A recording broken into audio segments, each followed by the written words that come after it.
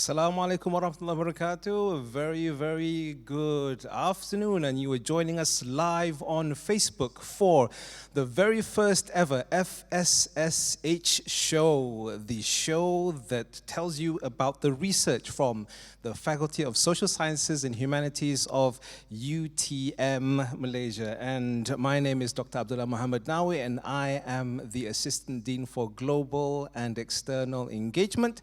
And first of all, I'd just like to give a shout out to the sponsors for this session. First of all, Plant Boutique, if you can see the lovely plants here. And if you're interested, you can go to them, Plant Boutique, and very good coffee at Richiamo UTM. So we'd like to thank our sponsors. And so, ladies and gentlemen, with us here today for the very first ever session of the FSSH show. We're indeed very fortunate, very lucky to have with us the chair of the School of Education of FSSH, Professor Dr. Fatin Aliah Phang. And just a little bit about Prof. Fatin before we begin. Prof. Fatin is a lady who I admire very much. One of the things which I really don't know how she did is that she became a full professor before the age of 40, and here I am struggling for associate professorship at 43. So we're very lucky indeed to have her, and a little bit more about why she's here. She is the recipient of the Top Research Scientist Malaysia Award for 2019, and this award is a very prestigious award and one of the best, most prestigious awards in the country. And so we're indeed very lucky to have her on the show. Welcome, Prof. Fatin. Thank you for inviting. Now, let's, before we go on to the first question, a reminder to everybody here, if you're just joining us on Facebook Live, welcome. And we'd just like to say, please like, subscribe, share, and we would love to hear from you. And please write down any questions you may have and write them down now and write them down as we go along so that we can answer them when we get to the Q&A session later. And so without any further ado, Prof. Fatin, the whole session here is about one thing, and the main thing is education for sustainable development. Now, could you tell us what this research is about and how does the research benefit the community? Okay. Assalamualaikum warahmatullahi wabarakatuh, and good afternoon. Thank you, Dr. Abdullah, for the nice introduction.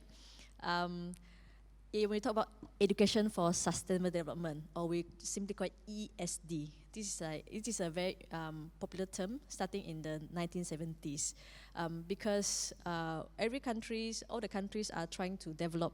They are struggling, trying to become developed nations. So development going to happen in any way, and it's going to keep happening. But we don't want to sacrifice our society, our economy, and our environment because of development. That's why we need to educate the public, the general public, the policymakers, the industry, everyone, just everyone. We have to educate them to understand about the issue of sustainability. And now we are looking at SDG, Sustainable Development Goals. I think everyone know about that. We have 17 goals that we have to achieve by 2030. Could you tell us a little bit about the SDGs for the people who are not quite sure what they are? So before that, you have the millennial goals for sustainable development. But moving on from 2015, United Nations has designed the new goals because they are looking at after we finish the millennial goals, we're going to go for new goals, which is the SDG. So we are going to start on 2015 until 2030. By 2030, we should achieve all the 17 goals of SDG goals. So that's why we are moving on that. So education is a very important part of achieving the goals. Right. That's why ESD is what we're working on, and it started for many decades already. We are going to, but in Malaysia we are quite slow in that sense. But as we do research, as we do project, as we talk to our partners from all over the world, we are moving forward on ESD. So what I'm doing now is I'm trying to educate the students in the primary level and then secondary level, and then the general public about ASD, focusing on issues, especially on low carbon society, on global warming, climate change, and carbon emission, and all these issues about the environment. But at the same time, we are also looking at the social and the economical aspect as well. Now, what I have started since 2013 was a project called Iskandar Malaysia Eco-Life Challenge, IMELC. This is a project we started with IRDA, Iskandar Regional Development Authority, which is a custodian of the Low Carbon Society Blueprint for Iskandar Malaysia 2025. And we also work together with Jabatan Pendidikan Negeri Johor, the Johor State Education Department, JPNJ, to work on this project. So this project is we started only in the region of Iskandar Malaysia, because we want to reduce the carbon emission in Johor, in this region. Right. And so when we started the project, we only have 23 pilot schools. We asked the student to work on a workbook, which is very interactive in the sense that because it has comics, graphics, games, carbon accounting, like all the exercise they can do at home with their parents. So by the hope that they can disseminate the understanding and awareness of low carbon to their parents through this exercise. So we did it every year. 2013 until now, 2020 is the 8th years of us running this program. 8 years. Yep. Wow. Yeah, and I'm very proud to say that our team, it's not just my effort, it's a team effort from UTM, IRDA, JPNJ, and now we have SWM Environment come together with us. So we have the industry now with us, working on this IMELC project. This year we have 564 primary schools in Johor. 564. Yes, That's 564 amazing. primary That's such schools. a big number. Yep. So we are working on disseminating the low carbon society's awareness towards more people. But you have to remember, Johor is a big state. Yes. We have about 900 primary schools. So if you look at 564, it's just half of them. Still a long way to go. Still a long way to go. So this year, what we're trying to do is to disseminate the same awareness, but through online effort. Now, moving on from primary schools, we also have another project for secondary school students, which is problem-based learning for low carbon society, simply called PBL-LCS. In this project, we train secondary school teachers on PBL and also awareness on low carbon society. And they will go to the schools and train the students on using PBL and use the theme of low carbon society to solve some problems in the schools or community. So we are running that project since 2016.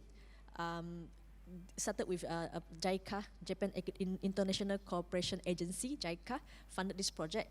And in 2018, the funding finished. But we have Majlis Bandara Iskandar Putri, MBIP, who is with us now, continuing to sponsor this program. So it started off from the Japan side, Yep. and it's continuing on our Yes, side. Yes. so we continue to do this project because we understand not just us, the Japanese, but also the local authority understand the impact of this project. Moving along from primary school to secondary school, we see that so many schools, after they gain the awareness, they do projects, external projects that has nothing to do with IMELC or PBL-LCS, but it's like a spin-off from there. When they gain the awareness, they started to do projects on like rainwater harvesting, composting, recycling, reuse. And this is their own initiatives, Yes. and not you guys going No. like, hey, do this, do that. Yeah? No, because it's not in the criteria for assessment in IMLC, it's not even in the PBL-LCS, no, none of them. But gaining from the awareness, they continue to do all these external projects. So we see that there's so many things happening. So why not we gather all of them, let them have a chance to showcase their project. Right. So we started this RC Iskandar Sustainable and Low Carbon School exhibition. So this exhibition will allow schools to come to exhibit their effort, not innovation but effort. Their green effort at schools, and we're giving them free platform. So we get sponsors from MBIP, from JPNJ, from external parties, from industry. Like we did this exhibition at shopping complex.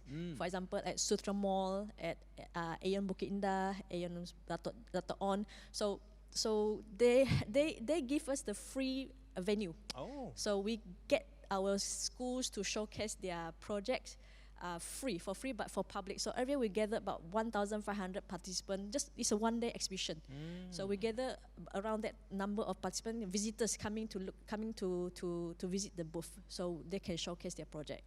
So if you look at all this, we started all this project, and every time we do the project, we do have research to study the impact.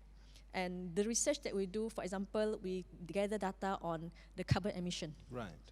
So we can report that, for example, our program can reduce carbon emission up to 900,000 kilogram carbon. So that's 900,000 kilograms. Yes. Yeah. So, which would have otherwise been released into the atmosphere. Yes, that's not good crazy. for our climate. It's not good for, it's increasing the global warming, so we want to reduce that. We also gather like tons of recycling from schools, and the schools sold the recycling to companies to SWM Environment, and so they can generate their own money, and they also reduce their water and electricity usage. So from there, we can save about 200,000 ringgit for all the schools that join our program every year. 200,000 ringgit a year? A year. Wow. So we don't take the money from the recycling. The school will sell it and they keep it for their own future project, whatever they want to do. So I think this project is like not just my effort, but it's a collective effort from different parties. I talk about UTM, JPNJ, IRDA, SWM Environment, and we also have some developers, Tanah Sutra, Medini. We also have SAJ, Syarikat Air Johor, and so many other stakeholders who help us, government agencies, industry, schools, universities. So everyone come here. When we all work together, and this is a platform where we develop this called RC Iskandar. Right. RC Iskandar is Regional Center of Expertise on Education for Sustainable Development. It's a region or network established by the United Nations University to allow for us to network with other RCE and develop more experts of ESD in this region. So I'm proud to say that UTM is the third RCE in Malaysia. Wow. There are 175 RCE around the world. So we are doing quite well, and we get acknowledgement from the UNU. We won the outstanding flagship project on climate change in 2015. It's amazing. And for those of our viewers who may not know the scale of this, could you just tell us a little bit about what UNU is? Right. So UNU is United Nations Universities. It's established under the UNESCO. The purpose of UNU is to propagate ESD. And also now they took into the agenda of SDG. It's based in Japan, and so there are actually a lot of RCs in Japan and India, but not too many around the world. So now we have the latest RC in Malaysia is RC Greater Gombak. So that's the youngest RC in Malaysia. So it's a really big deal. Yeah, it's a very big thing. Yeah, we really want to, because it's an international network. People come together, researchers from all over the world comes together to learn about the best practices in ESD, do research, share data, share results. So we learn a lot, and we publish a lot through RCE. They give us the free platform for us to publish our book chapters, and also a lot of publication through UNU. Right. Okay. Thank you very much. And if you're just joining us on Facebook Live, we are live from the Dewan Sultan Iskandar from UTM, and this is the FSSH show, the very first, and we are live with Professor Dr. Aliah, Dr. Fatin Aliah Phang. And right now, just remember that if you have any questions, if you're as interested as I am in all that's going on, please write down your questions on Facebook, and we will come to them at the end of the show when we do the question and answer. So, Professor Fatin, now we know a little bit about the research, but I think I want to know a little bit more about you. So, when did you start becoming involved in this field, and what drove you to do the research involving the community? If you know my background, I'm from the education. I was a physics teacher. Physics teacher? Yes, I'm just a Wow. teacher. I used to work at SMK Bandar Uda Baru, Bandar Baru Uda in JB. When I joined UTM, I did my PhD on physics education. So mainly I'm on science, STEM education. But when I came back after a PhD, Professor Ho, he invited me to join his subrep project. It's a project, fire project under the subreps. Sorry, Professor Ho, could you tell us who he is first? Yes. Professor Ho Chin Seong is one of our professors at UTM, Faculty of Built Environment and Survey. Yeah, he got this project from subreps funded by JST and JICA, Japan Science and Technology. So it's a fire project to develop a low carbon scenario for Asian region. I have zero knowledge about low carbon society, zero. I really have little knowledge about environmental education and also ESD. But he asked me to join. I said, I just can help, but I'm not sure what I can do. So he said tag along and learn. So I learned, and I for this 5 years, I really learned how to deal with the Japanese counterpart.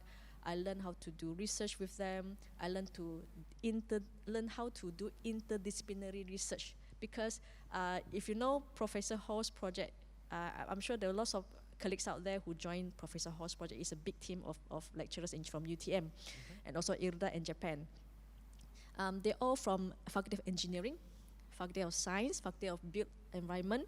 So I'm the only one. That's really strange, isn't it? Just Yes, one person there from education. That's right, yeah. Yeah, so I'm the only one. So he asked me to lead the consensus, capacity building and consensus engagement group. So I said, okay, I can just try. For 5 years, I've been learning, and he gave me the opportunity to learn and open up my understanding and my worldview that doing research is not just about our discipline, not just about our niche, but there's a very wide perspective of how we should do research in a more interdisciplinary manner. Right, yes. Yep. Because we should take this opportunity to work with everyone. At FSSH, we have so many research groups, and I'm sure all the research groups at FSSH we welcome researchers from other discipline to join us, because silo is not the trend today. Right. We have to work together and welcome that, and I have been working with that, and I learn different cultures with different discipline.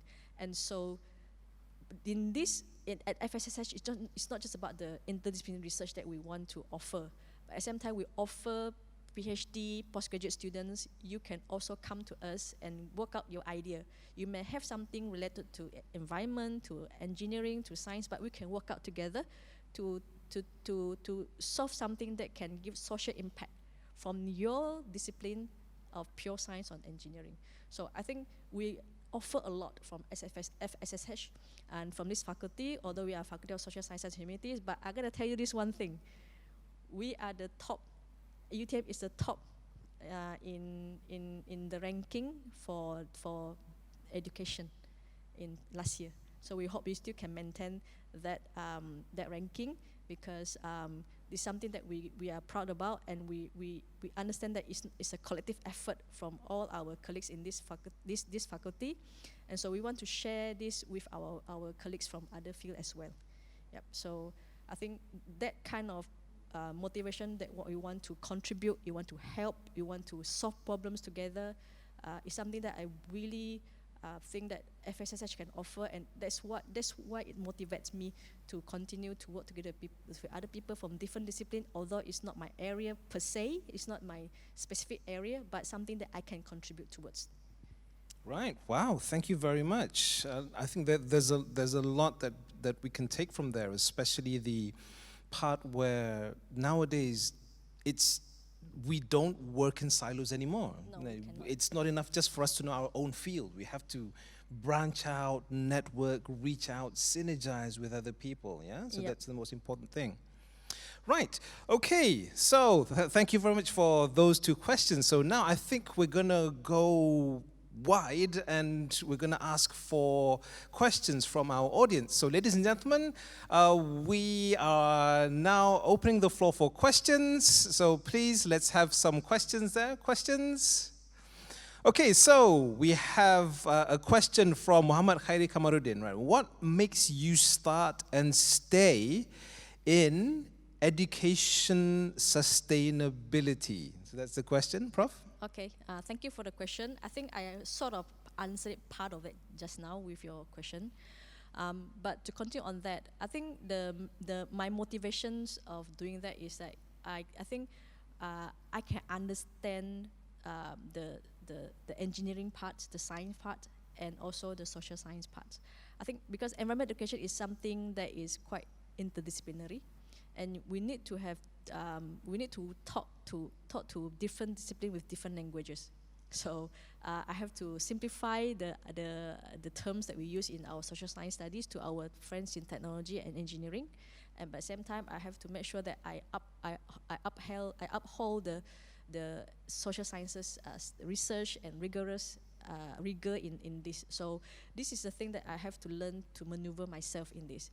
But what I like about doing this is it's not just about research, but I'm contributing towards the society. There's a lot that we can do, and people are waiting for us. The community, the schools, the students, the teachers, they are waiting for us from the university to go down and help them. And I see that we can do it. A lot of us can actually do it, and they're waiting for us. They welcome us. So that makes me want to continue, and I'm very happy to see schools are changing, teachers are changing, students are changing. That is one thing that really makes me want to keep on doing this. And we, because of what we have done, in 2019, we were invited by the state government to produce an action plan. It's an action plan on sustainability education for Johor, 2019 to 2023.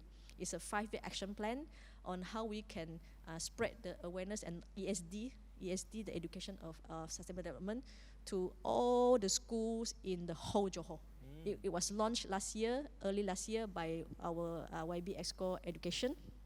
So all the schools, all the principals, they know about this, and the roadshow has been done, and people all around Johor understand that we are going towards that direction. So I think we have a good movement now. We have a good momentum now in Johor to move ESD to a higher level. Right, Yep. awesome. Yeah. Perhaps we have time for one more question. Do we have any more questions from the audience? Any more questions?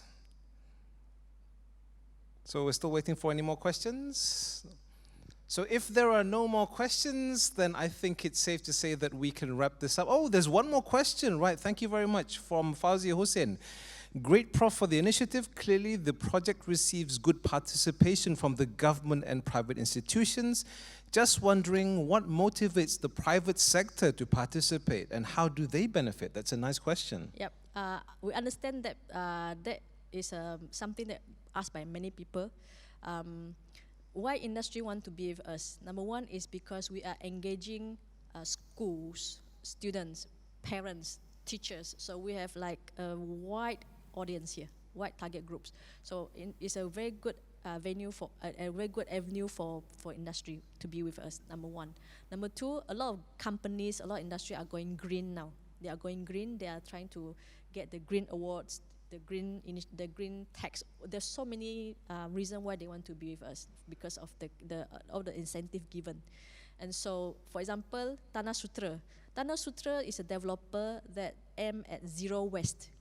They want to aim at zero waste. So they really have to educate their residents, the people in their development, to go towards zero waste. So what when they help us, when they sponsor us, or when they collaborate with us, they are showing to the public that they are serious about that that whatever they claim to be. So same with Medini, same with SFM environments. They have these visions, and they really want to show to the government that they are serious about this. So one of the way for them to do is to support all this awareness program. So we do get a lot of supports from them because of their own their own vision towards green. Right. Yeah. Okay, right. So as you can see that everything we do here actually comes up to a win-win situation for everybody. And this is why we call upon everybody. If you're interested to work with us, if you want to know more about the research, you want to know more about the work, we welcome the collaboration. And ladies and gentlemen, I think it's now time that we're going to wrap up. Oh, there's one more, right, sorry. One more question from Ghazali Bunari. What is your dream community project? Wow, okay.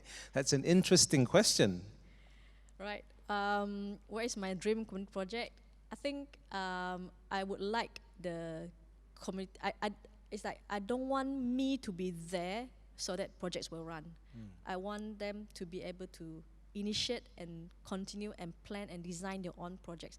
I'll be there just to help them, to give them advice, to really support them and stand by them. But my dream is that they would be the ones who initiate it, think through it, design it, and come up with the ideas they want to do this, but they're asking me for solution, asking me for how they can ask my advice of how they can do it better. So I'm ready to help, and I think people who know me would say that people who know me would say that I just like to listen to problems from people and just help them to solve it. Really, I like to hear it. If anyone got any problems or questions about how to develop projects as such, you can come to me. I'm ready to help. Great, awesome. Thank you very much, Prof. Fatin. And so, ladies and gentlemen, we are coming up to the end of the show. But before we do that, again, just a reminder that we are live from the DSI in UTM. And this is the very first FSSH show. And this is the first of many, many more. And with me is Professor Dr. Fatin Aliah Phang. And I'd just like to ask Prof. Fatin just to give a final few words for us to think about. Prof? Okay, thank you. I think I'm just going to wrap up simply saying that at UTM, at FSSH, we do welcome any disciplines to work with us. Any PhD student, master students, you want to do research on certain area of education or social sciences, we are here to help you. Industry, university, other industry, collaboration, agencies, we are here and we are ready to help you to solve problems. Just come to us and we're ready to talk about it.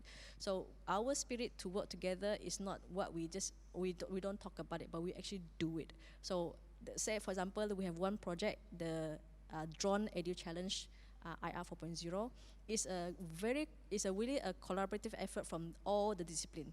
There's Faculty of Social Sciences and Humanities, there's Faculty of Engineering, Faculty of Built Environment and Survey, Faculty of Science. So we have so many people working together in doing this project and making it a success. So the briefing is going to happen after this.